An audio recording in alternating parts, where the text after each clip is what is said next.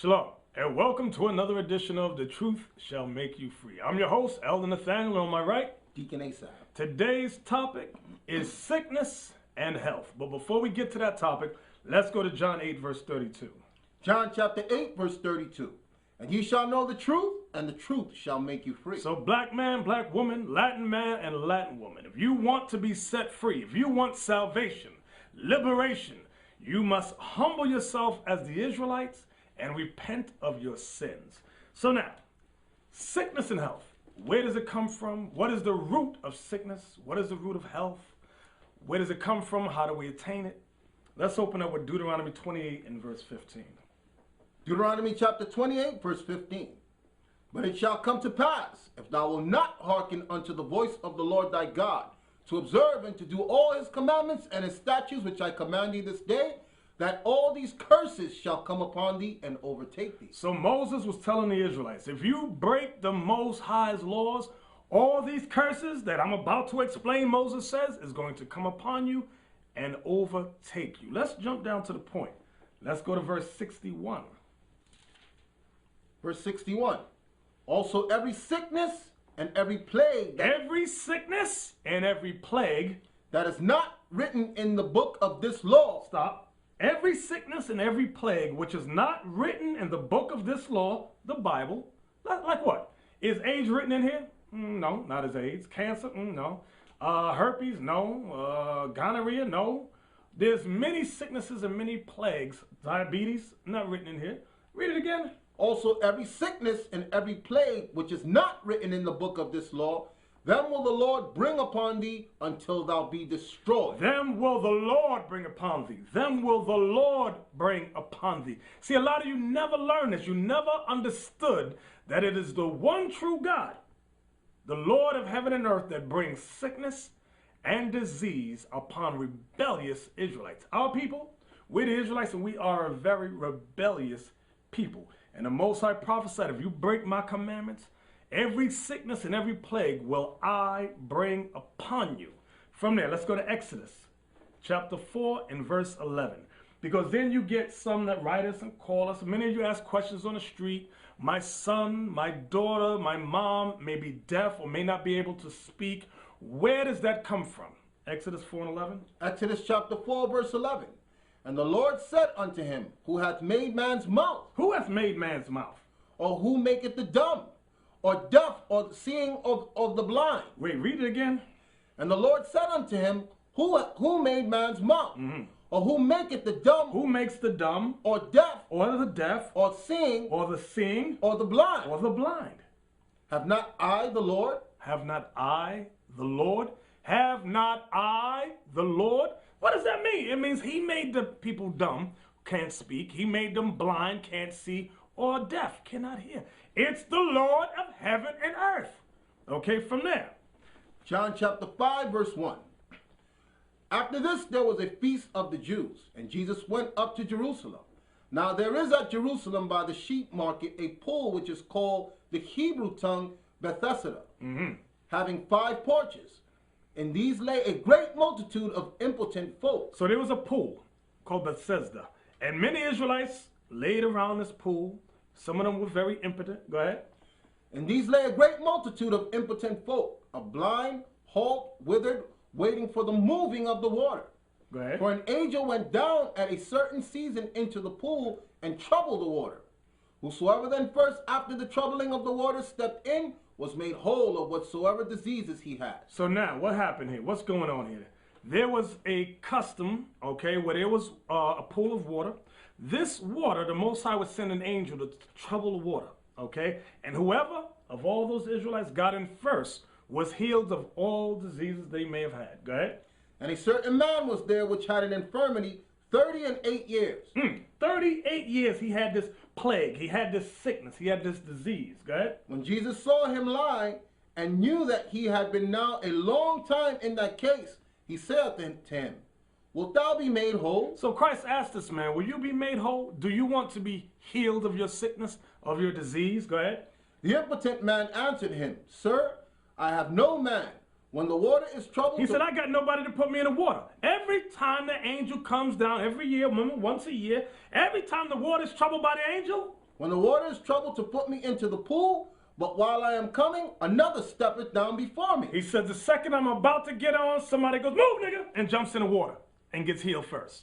That's what was going on. So this man had nobody to help him get healed. Now, what verse is that? 8. That was verse 8. Jump down. We're going to stay right there. Jump down to verse 13 and 14. I'm going to get 13. To the point. And he that was healed was not who it was. Now, Christ had healed the man. When you read it, I need you at home. Get your Bibles, your pens and paper. Take notes. Now, we jump down to verse 13 and 14. By this time, Christ has healed this man. 13 again. And he that was healed was not who it was. So now he didn't know who had healed him. Go ahead. For Jesus had conveyed himself away. So Christ had taken himself away. Go ahead. And multitude being in that place. Afterward, Jesus findeth him in the temple. Afterward, Christ found him in the place, and what? And said unto him, Behold, thou art made whole. Sin no more, lest a worse thing come unto thee. Wait, stop. This man had a disease for 38 years. A disease for 38 years. Read that again. Afterward, Jesus findeth him in the temple and said unto him, Behold, thou art made whole. I have healed you. Sin no more. Sin no more. Stop, hold that. What does sin mean? Hold that. Go 1 John 3 and 4, please. Because now, a lot of you saying, what does sin mean? 1 John 3 and verse 4. Okay? Come on. 1 John chapter 3, verse 4. Whosoever committed sin transgresseth also the law. For sin is the transgression of the law. Sin is the transgression of the law. Let's go back now. Now you in John 5, verse 14. John 5, verse 14. Afterward, Jesus findeth him in the temple and said unto him, Behold, thou art made whole. Sin no more. Don't break the law no more. Lest a worse thing come unto thee. Lest a worse thing come unto thee. So why was this man, why did he have a disease for 38 years? Sin. Breaking God's commandments. Like a lot of you at home. I'm going to give you an example. Hold on. Get me, I think it's Leviticus 11 and 7, I think it is. Watch this. Watch this. Okay, Leviticus 11 and 7. Leviticus chapter 11, verse 7. And the swine, though he divided the hoof. What is the swine talking about? Pigs. Hogs. Read it again.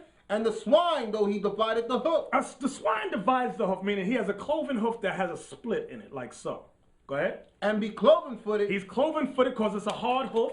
Yet he cheweth not the cud. He does not chew the cud, meaning he doesn't chew up grass, swallow it into one stomach, regurgitate it, chew it again, swallow it into another stomach. That's what cheweth the cud means. It said the pig does not chew. Read it again. And be cloven-footed, yet read the whole verse again. And the swine, though he divided the hoof, and be cloven-footed, yet he cheweth not the cud. He does not chew the cud. Go ahead. He is unclean to you. He is unclean to you. Read. Of their flesh ye shall not eat. Of their flesh you shall not eat. You understand that? Of their flesh you shall not eat. But look and examine the Negro and Latino today. Pork, what they call it? The new white meat. Right. They got commercials. New white meat. Growing up in the South, you got hog maws. You got chitlins. You got pig ears. You got pig feet. You got pig tail. You eat everything on a pig from the hooter to the tooter. Everything. Then as you get older, you start, the women, a lot of women get it, gout in their ankles. That's when the ankles start to swell. And the legs getting bigger. Around the ankle, big. So then your ankles become cankles. That's how big them ankles are. Okay? Then, doctor, why do my legs like this? Well, Mary, you have gout. You have a disease that comes from the eating of swine. What should I do? Stop eating the swine. Then you come home, I shouldn't eat pork no more. Why not, mama? Because the white man said I shouldn't eat pork no more. You simple black woman, I'm getting on you because a lot of you men too, you too, and your Baptist churches and all that foolishness, you eat the pig, you raise the kids up on that stuff. How can I say it? I was there, been there, done that. But I thank the Lord he delivered me from that. Now, let's go back now to John chapter 9. So what Christ said to that man, sin no more, lest a worse thing come upon you, is what Moses told us as a people. If you break God's commandments, every sickness and every plague which is not written in this book of the law, shall the Lord bring upon thee. Now, John 9, let's start at verse 1. 1 to 3. John chapter 9, verse 1. Listen good. And as Jesus passed by, he saw a man which was blind from Now, his you know birth. what I got to say? I got to say this. That shows you that all these preachers that got these fake faith healings is fake, fake, fake. Christ healed the man and said, sin no more. So what was he letting the man know? You like this because you've been breaking the commandments. That's why you jacked up. But these preachers that call, let me lay hands on you, they never come with that. They would say, buy my prayer cloth. With their sweat, talk about you healed in the name of Jesus. Then she go right back. They were doing whatever the hell she was doing before, because there's always women running up on the stage. Right. Foolishness. Now let's go back. John 9 and 1. I'm sorry. John chapter 9, verse 1. Yeah. And as Jesus passed by, he saw a man which was blind from his birth. What? He was what? He was blind from his birth. So this man was blind from his birth. Who caused the blind? Didn't we read in, what is it, Exodus chapter 4, verse 11 earlier? If you were taking notes, you understand. The Most High said, he makes the deaf, he makes the blind, he makes the dumb. Read it again. And as Jesus passed by, Paul, where you at again? John chapter 9, verse 1. Come on. And as Jesus passed by, he saw a man which is blind from his birth. Now listen And his good. disciple asked him, saying, Listen to what the disciples asked him. Master, who did sin? Who did sin? This man? This man? Wait, stop, wait. Read that part again. Who did sin? This man? Stop. This man? Read verse 1 again. And as Jesus passed by, he saw a man which was blind from his birth. He was born blind. Now read who did sin. And they asked And him. his disciples asked him, saying, Master, who did sin? This man? This man? Wait a minute. This leading us into another topic. I ain't going to go there with you on this topic, but if he was born blind, why did they ask him, did that man sin that he was born like that? They understood something that you at home don't understand. Because it is appointed unto men once to die, and after that, the judgment. Like it says in the book of Hebrews and Ecclesiastes. A lot of you don't understand what that means. You die today. Your spirit goes up before the Lord, and the Lord says, you've been very wicked in the earth. Okay? You've done this. You've done that. I'm going to send you back. This time, you may be born blind. You may be born deaf. You may be born dumb. The Most High has his own reasons. Understand that. But now, that's for another topic. Let's get back to this man now. So read it again. They asked him, the disciples asked him. And his disciples asked him, saying, Master, who did sin? This man or his parents? Wait, or his parents, that he was born blind? See, a lot of, here we go again. A lot of times you as parents don't realize that many of the things that you do are a direct, of what you do results how that child is born. Okay, because of the sins that you commit. Understand that. Maybe I studied. A lot of the things that come upon your children now and again is a result of what the parents have done in their lives. You've never been taught this Bible. You've lived your life a fairy tale all this time. Oh, yeah, I love the Lord, I praise the Lord. But you don't really understand this Bible. But let's read again. And they came unto him and asked him. And his disciples asked him, saying, Master, who did sin? This man or his parents, that he was born blind? Because they knew he was born blind. Go ahead. Jesus answered, Neither hath this man sinned, nor his parents, but that the works of God should be made manifest in him.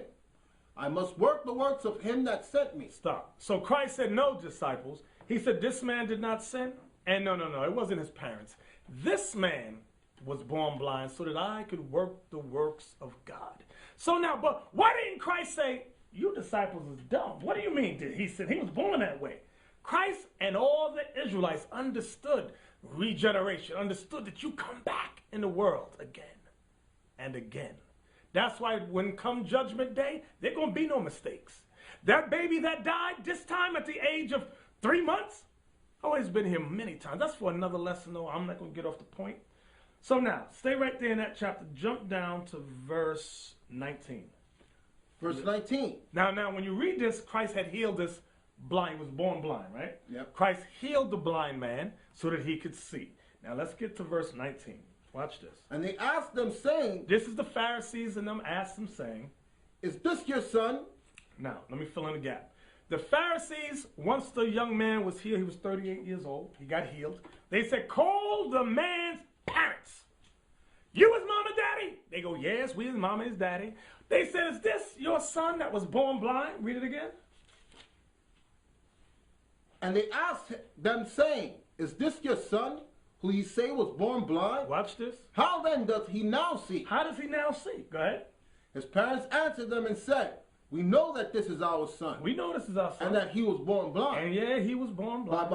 But by what means he now seeth, we know not. So we don't know how he's able to see, but this is our boy. He was born blind. Go ahead. Or who hath opened his eyes, we know not. Now we read down to 34. What verse you at? This is 21. Go ahead. He is of age. Ask him. So his parents said, wait a minute, he's a grown man. Why don't you ask our son? He's 38 years old. Go ahead. He shall speak for himself. Come on. These words spake his Now, parents. I want you to listen to this part right here. Go ahead. These words spake his parents. Why did his parents say that? Because they feared the Jews. For the Jews had agreed already that if any man did confess that he was Christ, he should be put out of the synagogue. Do you hear the problem right there? They said, ask our boy, because they feared that the Jews would cast them out of the synagogue, just like you. And I'm going to explain what I mean by that. A lot of you right now, you hear this truth, you've been watching for some time now, and you believe. But the problem is, you will never confront your preacher. You will never utter it in your little church congregation, because you say or think, if I confess this truth, that we as a people are the Israelites, Christ only died for our people, we got to keep these laws, what's your preacher think going to do? Cast you out the church. So you stay quiet, but you still go. Okay, you don't want to confess it to your parents either, because your mama or daddy might go tell the preacher. Okay, that's what happens. That's what happens, and the Most High can't use you. Or some of the men know they can't bring it home to their wives. Exactly. Their wives will tell them, get out. Exactly. I hope y'all understand that. The Most High cannot deal with a fearful. Christ said, whoever is ashamed of me, I will be ashamed of you before my Father and the angels. Understand that. What verse you at? Verse 22. Come on.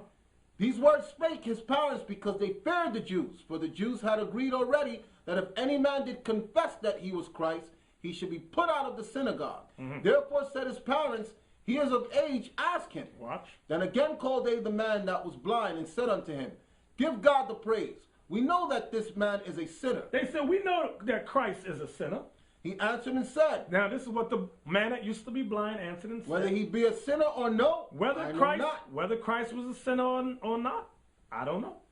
One thing I know. But this one thing I do know. This is the man that used to be blind saying to the Pharisees. He says, one thing I do know.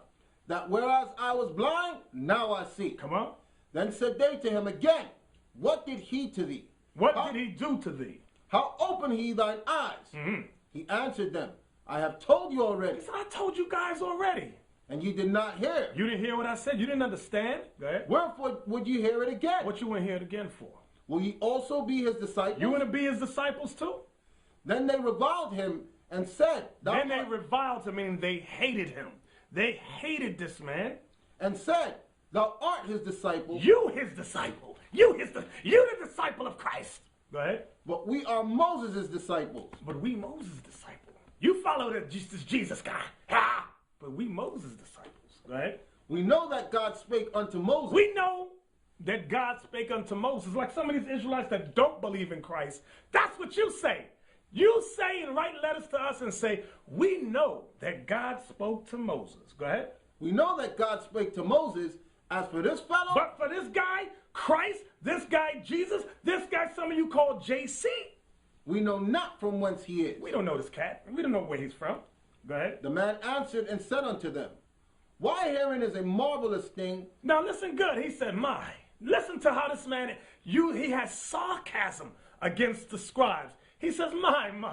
Now isn't this a wonderful thing? Go ahead. Why hearing is a marvelous thing, that ye know not from whence he is, and yet he hath opened mine eyes. He says this is a marvelous thing. You leaders, you scribes and Pharisees, the masters of Israel. This man has opened the eyes of the blind, and you don't know who he is? You don't know where he from? Go ahead. Now we know that God heareth not sinners. Then he comes back and says, now, remember, God don't hear sinners. Sinners pray, and the Lord don't hear their prayers. But if any man be a worshiper of God, and doeth his will, him he heareth. He says, but any man that is a worshiper of God and does the commandments, him the Lord hears. Go ahead. Since the world began, was it not heard that any man openeth the eyes of one that was born blind? He said, check from the book of Genesis. Read all the way up. Whoever in the Bible, in the scriptures, was born blind, and they received their sight again. Search the scriptures. Go ahead. If this man were not of God, he could do no thing. See that? He came back and cut him. He said, if this man Christ was not of God, he could have done nothing. What verse was that? That's That was heavy. 33. Go ahead. 34. They answered and said unto him, thou was altogether born in sin. They said, you nigga, shut up. You was born in sin. Go ahead. And dost thou teach us? And you going to teach us? We the masters of Israel. We know the scriptures. You don't know nothing. Was that it? And they cast him out. Then they threw the brother out. They threw him out the church.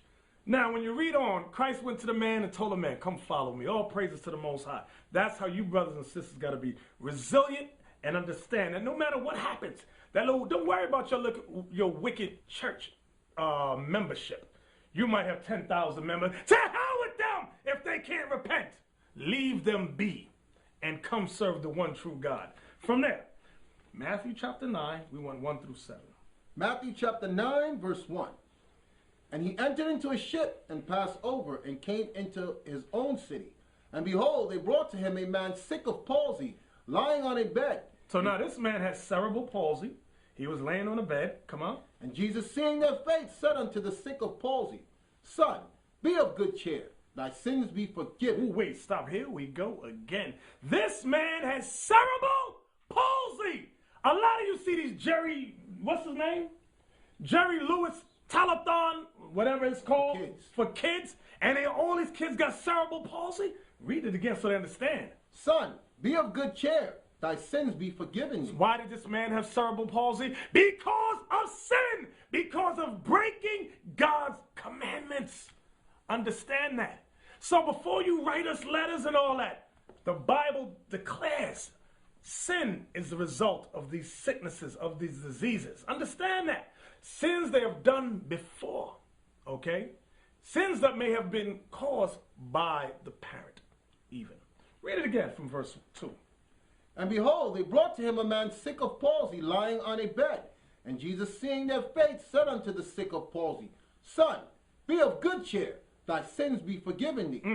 And behold, certain of the scribes said within themselves, This man blasphemeth.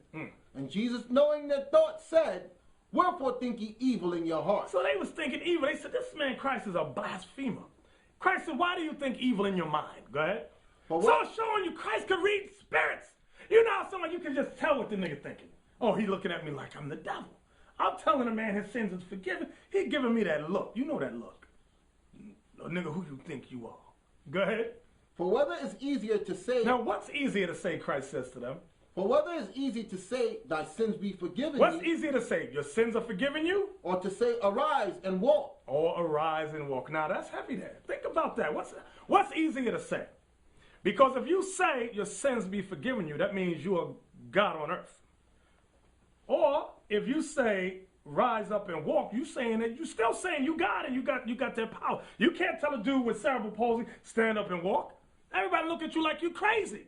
So Christ asked, what's easier to say? Now both of them things is hard. Watch. But ye may know that the Son of Read Man... that again. For whether it's easier to say, thy sins be forgiven thee, or to say, arise and walk. But ye may know that the Son of Man hath power on earth to forgive sins. Then saith he to the sick of palsy, Arise, take up thy bed, and go unto thine house.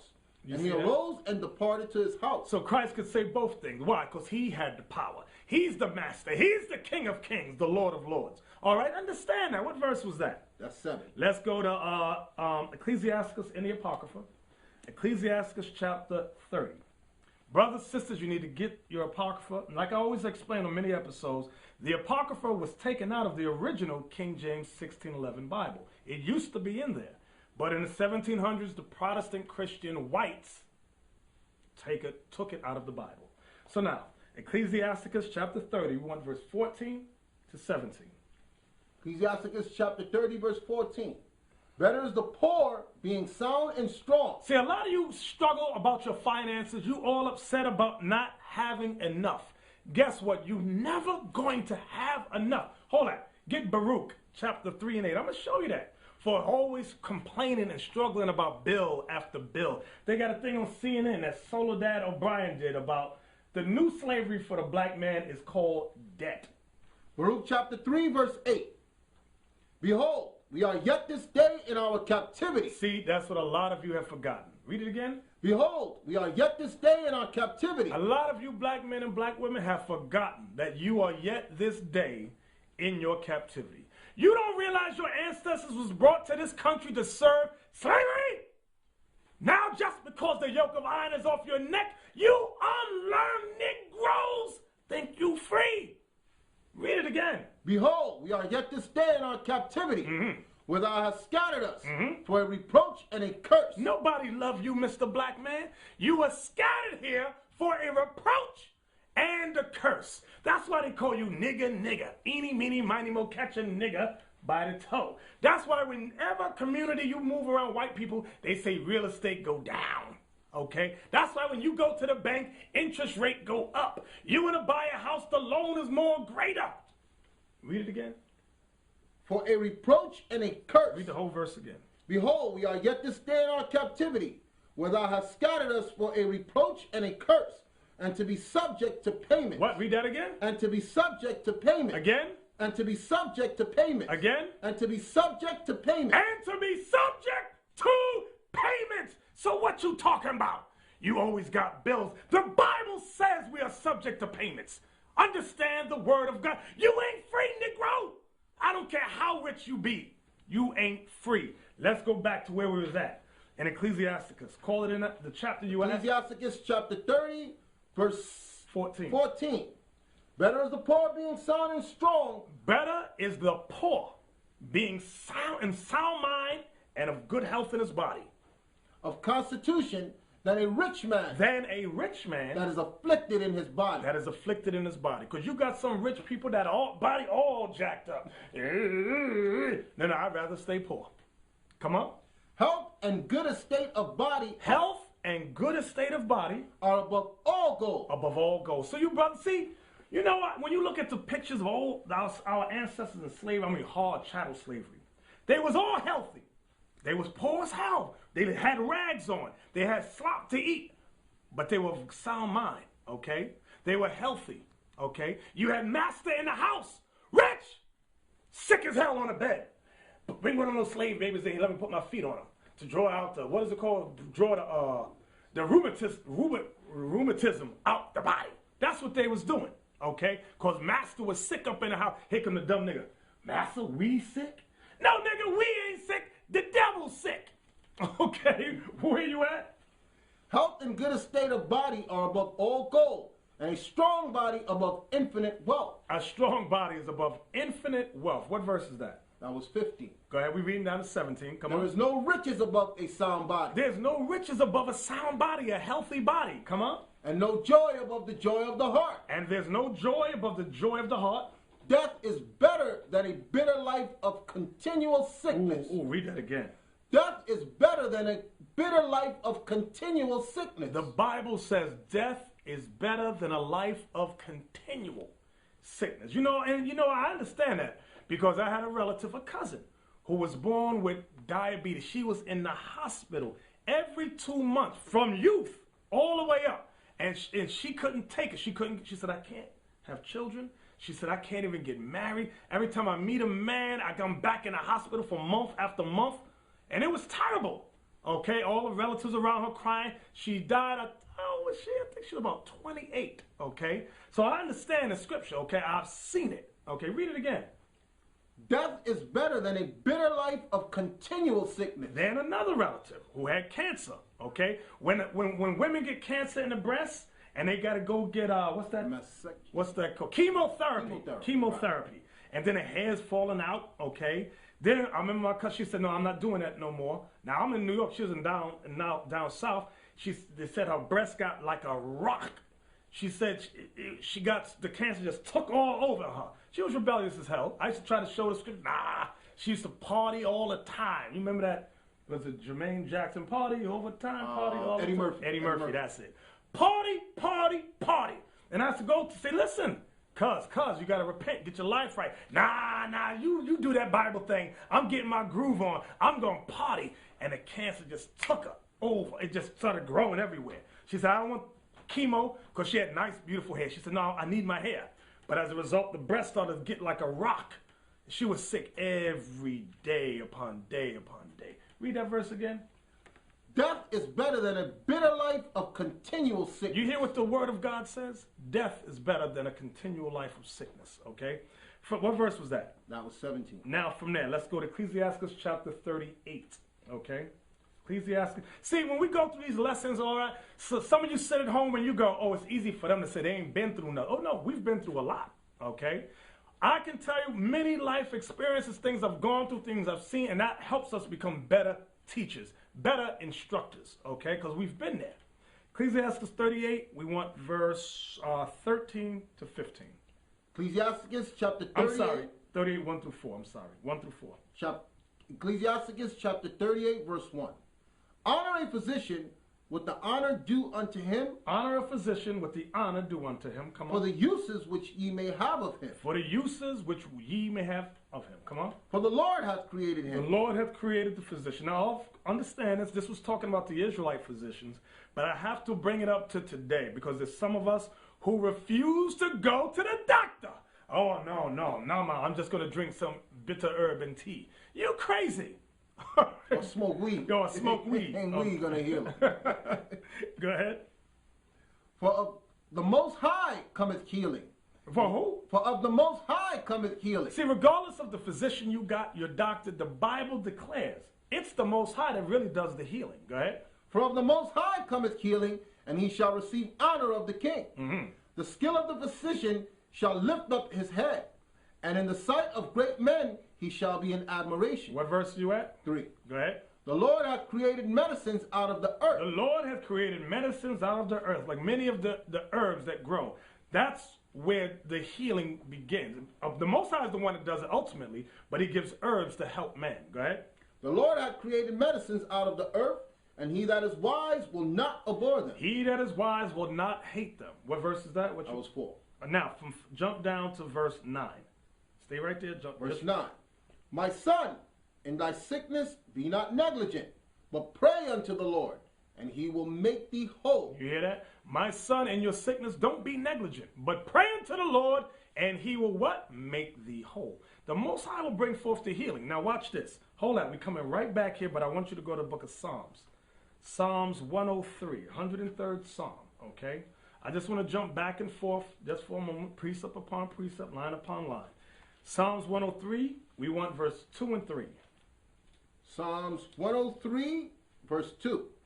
Bless the Lord, O my soul. Bless the Lord, O my soul. And forget not all his benefits. And forget not all his benefits, his blessings. Who forgiveth all thine iniquities. Who forgives all thine iniquities. Who healeth all thy diseases. Who healeth all thy diseases. Read those two verses together. That line. Who forgiveth. Who forgiveth all iniquity. Who healeth all diseases. See that? Them two things go together because the root of the sicknesses and disease is sin. Understand that. Okay? Now, as we go down in the lesson, I'm going to show you now there is certain other ways you can get it, but I'm going to deal with that as we get to it.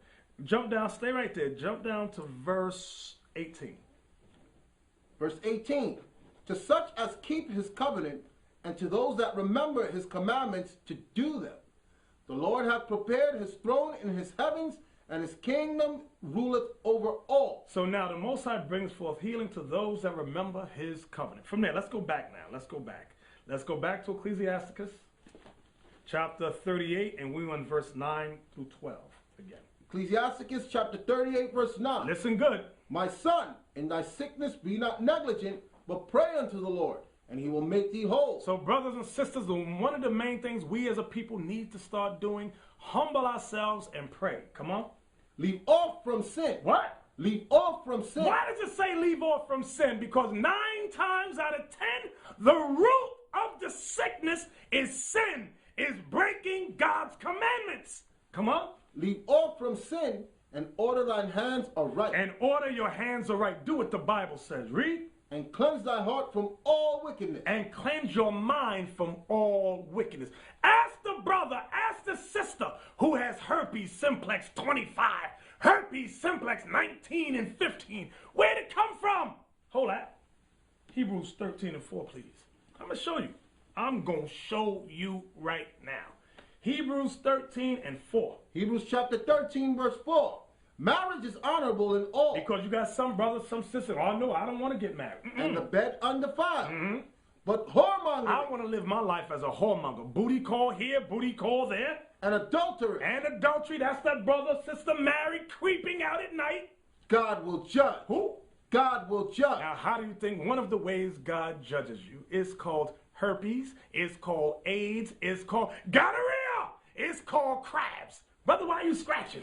I don't know, brother. Now, let's go back to Ecclesiastes. What verse did you leave off at? Verse 11. Come on.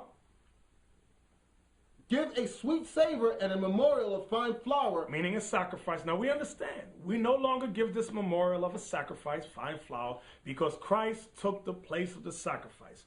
So now we as a people must pray to the Heavenly Father in the name of Christ. Come on. And make a fat offering as not being. Go ahead. Then give place to the physician. Then once you've prayed to the Lord, you've sacrificed the words of your lips in the name of Christ, then give place to the physician. For the Lord hath created him. For the Lord hath created him. Let him not go from thee. Don't let him go from thee. For thou hast need of him. You got need of a doctor. What verse is that? Verse 12. We finished it? 13. No, I don't want 13. Now from there, go to 2 Chronicles. 2 Chronicles chapter 16. I'm going to show you something. Dealing with a physician, which is a doctor. Okay, there's something that King Asa did regarding the Most High and the doctor. I'm going to see if you pick up on it. 2 Chronicles chapter 16. We want verse 12 through 14. 2 Chronicles chapter 16, verse 12. And Asa in the 39th year of his reign. And Asa in the 39th year of his reign. Was diseased in his feet. He had a disease in his feet. Until his disease was exceeding great. His disease was so great in his feet. Yet in his disease he sought not the Lord. He what? He sought not the Lord. He didn't go to the Lord in prayer. He didn't go to the Lord in humility. But to the physician. But he rather dealt with the doctor. He went straight to the physician. And Asa slept with his father. Meaning he dropped dead. Because healing, believe it or not, ultimately is the decision of the Most High God. It comes from him. King Asa didn't seek to the Lord. He went to his doctor. Doctor, heal me. Doctor said, lay down on my table and see what I can do for you. Oh, can't do nothing for you. Asa dropped dead. That's what happened. So let us not make that mistake. From there, let's go back to Ecclesiastes 38 in the Apocrypha. We want chapter 38. We want verse 13 now to 15. There is a time when in their hands... There's a time when in the hands of the physician... There is good success. There is good success. For they shall also pray unto the Lord. For the physician, back in the ancient days, used to pray unto the Lord. That he would prosper. That he would prosper. That which they give for ease and remedy to prolong life. To prolong life. What verse you at? 15. Go ahead. He that sinneth before his maker. He that sinneth before his maker. He that breaks the commandments. Let him fall into the hand of the physician. You better go to the doctor because you are about to get jacked up in the body. Okay? You're about to get sick. You're about to catch a disease. From there, watch this. Job 13. I'm going to show you something about what the Bible says about the white man's physicians today. And now when I bring this out, I'm not saying don't go to the doctor. Don't misunderstand. Because none of us have the understanding of the herbs that are meant for healing and medicine. A lot of us don't have that understanding. Because remember in slavery, we were not allowed to read and write. They killed all the leaders of our people. They made us a base people. So all that we learned, we primarily learned from our slave master. Job 13 and 4. Job 13 verse 4. But ye are forgers of lies. But ye are forgers of lies, meaning the white man is a forger of lies. Ye are all physicians of no value. What does it mean they are all physicians of no value? Does the white man's medicines cure you? No. What is it? It's like putting a Band-Aid on a gash. You're not cured, like when you get herpes. Right. The herpes don't go away. It's there. It's in remission. Right. Is that the term? It's held in remission, and it flares up now and again. The white man's medicine is not a cure-all. The Most High is the cure-all. And where did the white man get his understanding of medicine? By the slaves. When they bring that big buck nigger right here, lay him on the table, cut him open, they examine the body, this organ connects to that organ, and they were like with the Tuskegee experiment. Remember they hired the black woman. They hired the black woman to inject syphilis into the airmen, the Tuskegee airmen, okay? Syphilis, and they monitored these brothers, okay? Now that's some, you sisters that,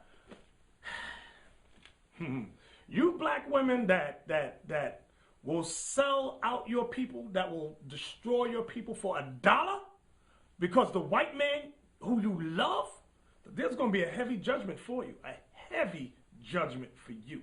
You brothers too that do the same thing.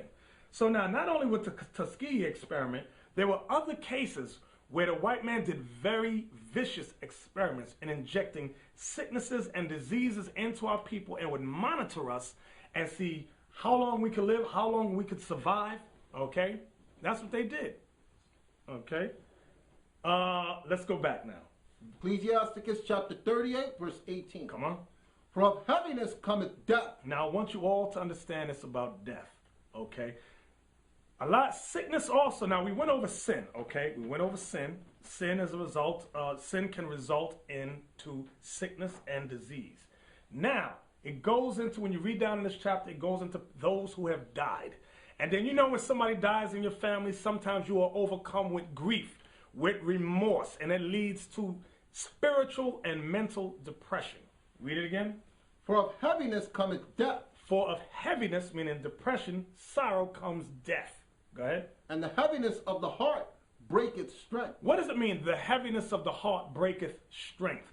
When you are so sorrowful, brothers and sisters, over some incident, something that you're going through in your life, it can break your spirit. Once your spirit is broken, brings forth disease, okay? And once that disease takes over, it brings forth death.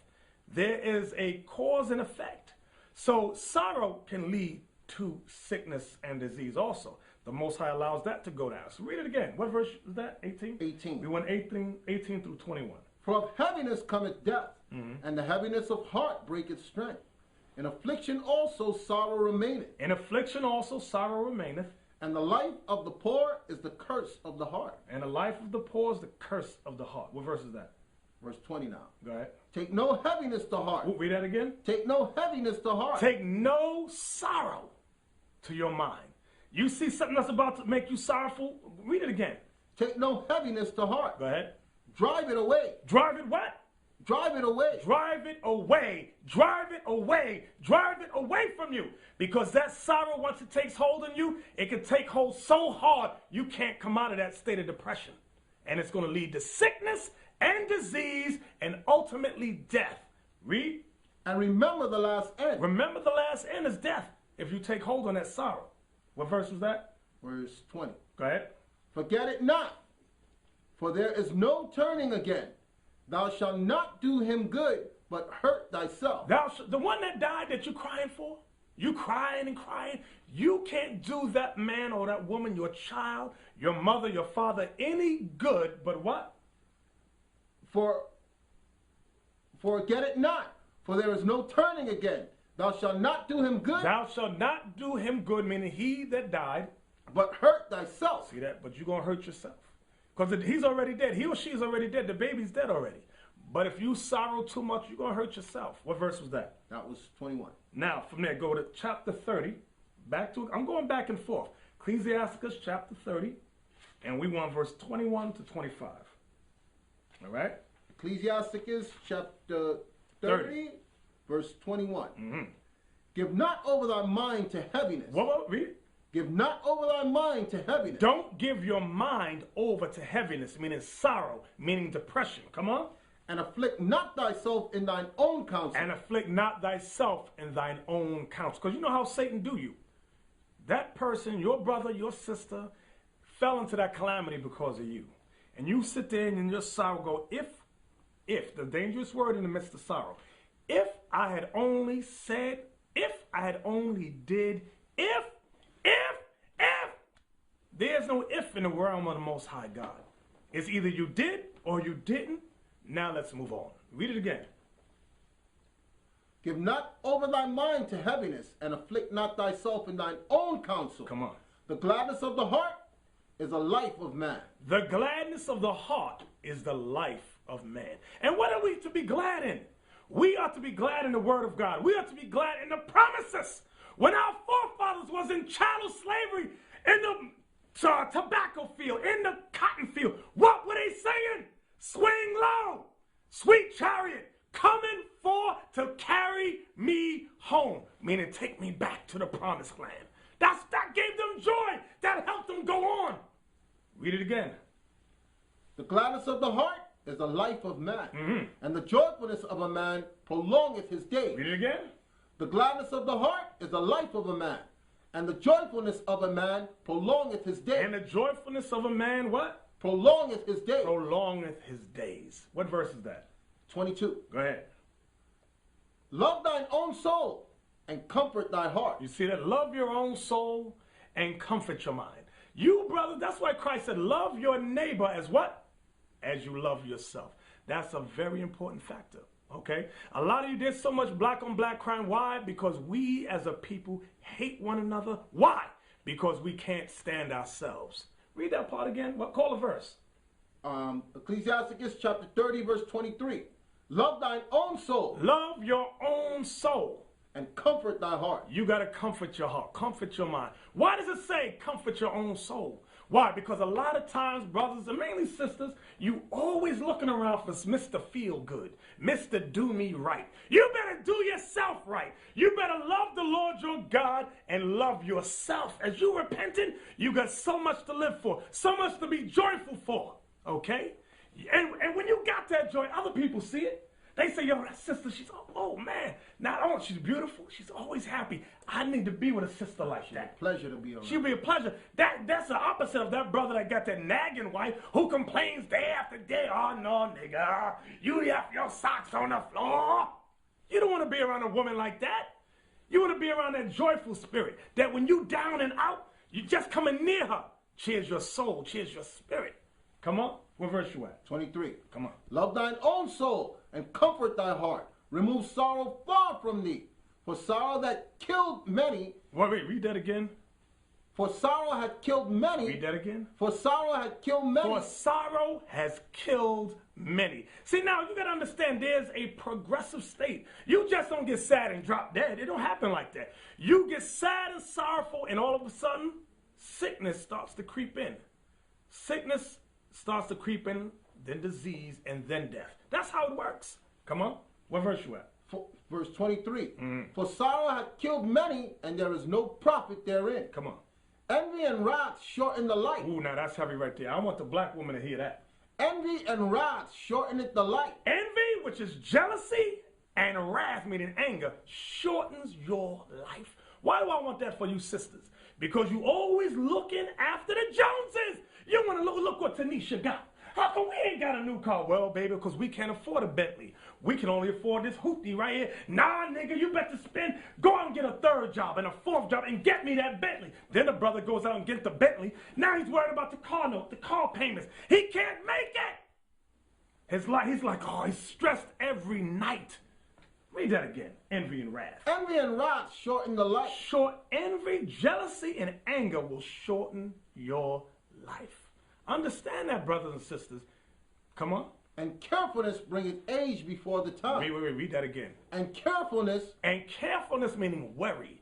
And worry. That's what carefulness means. Read it again. And carefulness bringeth age before the time. And worry brings age before the time. You so worried about your car note, your home, your house payment. You want to put your child in Harvard. You know you can't afford it. You okay? But you struggling. You so worried it brings age before its time. Here you are 30 looking like you 69. That's what the Bible's talking about. Read that part again. Envy and wrath shorten the life, and carefulness bringeth age before the time. What verse was that? 24. Go ahead. A cheerful and good heart. A cheerful and good heart will have a care of his meat and diet. See, now that's the next part. This is the next part we get into. Read that again. What verse is it? 25. A cheerful and good heart will have a care of his meat A and diet. cheerful and good heart will have a care for what? Of his meat and diet. And diet. What verse was that? 25. 25. Now watch this. Go to Ecclesiastes chapter 31. A cheerful and good heart will have a care for his diet, meaning what you eat, what you drink. Watch this. Ecclesiasticus 31, we want verse 16 to 22. Eat as it becometh a man. Eat as it becometh a man. Those things which are set before thee. Those things which are set before you. And devour not, lest thou be hated. And devour not, lest thou be hated. Meaning, don't be greedy. Don't go to somebody's house and be greedy. You know how your parents used to say, when you get there, you don't ask for nothing, you don't want nothing. But you always got that Negro that will go to insatiable. Come on. It says that at the 12th verse before that. Go ahead. Verse 12. If thou sit at a bountiful table, be not greedy upon it, and say not, there is much meat on it. There's a lot of meat here. I can eat anything I want. Now, jump back down. You in 17 now? 17. Go ahead. Leave off the first for manners' sake. Leave off first for have manners. A Negro needs manners when they go to somebody's house. Have manners when you go to somebody's house. And be not unsatiable, lest thou offend. And be not insatiable, lest you offend. Because everybody's sitting, you go. Go ahead. When thou sittest among many, reach not thine hand out first of all. When you sit among many, don't reach your hand out first. I want some of that chicken. That's what you do. Go ahead. A very little is sufficient for a man well nurtured. A very little is sufficient for a man well nurtured in the understanding of the scriptures. He understands, all I need is a little. I don't need to eat everything on the table. Right? And he fetcheth not his wind. He fetcheth not his wind, meaning gas. He farting, he burping. Go ahead. And he fetcheth not his wind short upon his bed. What verse you at? That was 19. Go ahead. Verse 20. Sound sleep cometh of moderate eating. Sound sleep comes of moderate eating. A lot of you have trouble at night going to sleep, or you have these dreams. Some people have, you had bad dreams because all that chili you ate. You ate everything on the table. Of course you're going to have bad dreams. Go ahead. Sound sleep cometh of moderate eating. He riseth early, and his wits are with him. He rises early, his wits is with him. He ain't, oh, I'm tired. Go ahead. But the pain of watching, But the pain of worry and watching, the choler and pangs of the belly, and pangs of the belly, that's the sickness and disease of the belly, are with the unsatiable men. Are with unsatiable men. That brother, that sister who got to eat everything on the table, and you can look at him. You can look at a man or woman's physical structure to know if they're insatiable. But you know what they'll say? I got a thyroid problem. Is that it? That's what it's called? Or a glandular problem. That's why I'm so big. No. You got a hand to mouth. Right. What verse you at? Verse 21 now. Come on. And if thou hast been forced to eat. And if you've been forced to eat, because you know you go to some people and say, go eat. Go ahead. Arise, go forth, vomit, and thou shalt have rest. So the Lord said, now go, if you overate, go vomit somewhere. Now what verse was that? That was 21. Now go to 2 Kings. Now I wanted to read that about eating because sickness can come from you eating not only the wrong foods, we dealt with that, but overeating. Okay, not being careful for your diet. Now Elisha was fallen sick of his sickness. And Elisha was fallen sick of his sickness. Whereof he died. Now I wanted that because he didn't get sick because he was sinning or anything. The Bible really doesn't explain it, but that's how the Most High desired to take Elisha out. Proverbs 15 verse 13. Proverbs chapter 15 verse 13. Listen good. A merry heart. A merry heart. Maketh a cheerful countenance. Maketh a cheerful countenance. But by sorrow of the heart. But by sorrow of the heart. The spirit is broken. The spirit is broken. That's how sickness can creep in. Now chapter 17 verse 22. Proverbs 17 verse 22. Listen good. Proverbs chapter 17 verse 22. A merry heart doth good like a medicine. A merry heart does good like a medicine. You brothers and sisters sitting in squalor of anger, wrath, jealousy, shake those spirits, shake those emotions, and come and worship and be joyful in the word of the Most High. It says a joyful heart does good like a medicine. Come on. But a broken spirit. But a broken spirit drieth the bones. Drieth the bones. Okay, let's go to Job 33. That broken spirit is that sorrowful spirit, that sad spirit. Job 33, let's start 14 and read down. Job chapter 33 verse 14. Mm-hmm. For God speaketh once, yea twice, yet man perceiveth it not. In a dream, in a vision of the night, when deep sleep falleth upon the men in the slumberings upon the bed. Then he openeth the ears of men, and sealeth their instructions. So what is this saying? Yea, God speaketh once, yea, twice. Okay, when deep sleep falleth upon men, then God seals their instructions. Meaning, when you sleep, you might have in your mind, tomorrow I'm going to go to work. I'll be to work on time at 7:30. This such and such a time. But the Most High know while you sleep, he's sealing your instructions in your mind while you sleep upon your bed. Read. Then he openeth the ears of men and sealeth their instructions. He opens your mind and seals your instructions. Read. That he may withdraw man from his purpose. That he may withdraw you from your purpose. Because what you think you're going to do tomorrow might not be what occurs. Because you might be thinking of going down Elm Street. The Most High says, no, you're going to make a right at the light and go down Troy Street. Come on. And hide pride from man. He hides pride from man. Read. He keepeth back his soul from the pit. He keeps back man's soul from death. Come on. And his life from perishing by the sword. Well, there's a purpose for him. Go ahead. He is chastened also with pain upon his bed. Now this man is chastised with pain upon his bed. Come on, this is that sickness, that disease. And the multitude of his bones with strong pain. And you got pains through all your bones. Come on.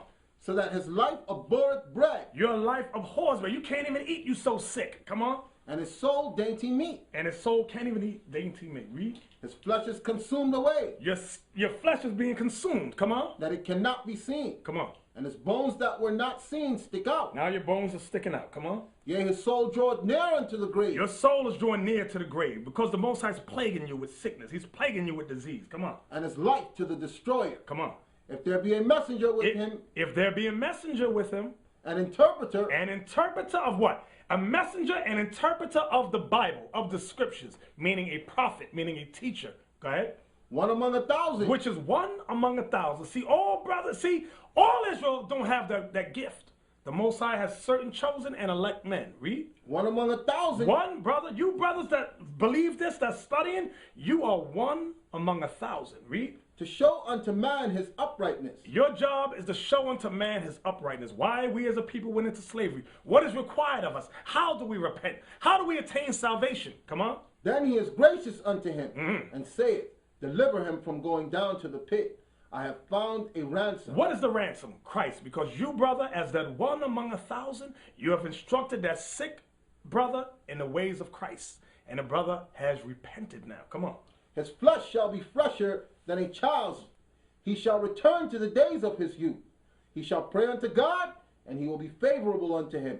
And he shall see his face with joy, for he will render unto man his righteousness. Go ahead. He looketh upon men, and if any say, I have sinned, and perverted that which was right, and it profited me not, he will deliver his soul from going into the pit. See how the Lord will deliver you from going into the pen if you say what? If any what?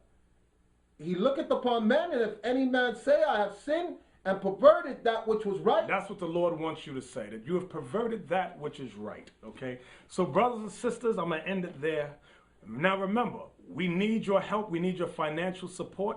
Bring your donations, bring your offerings, mail them in, okay? And visit our website at www.israelunite.org or www.youtube.com/Nathaniel7.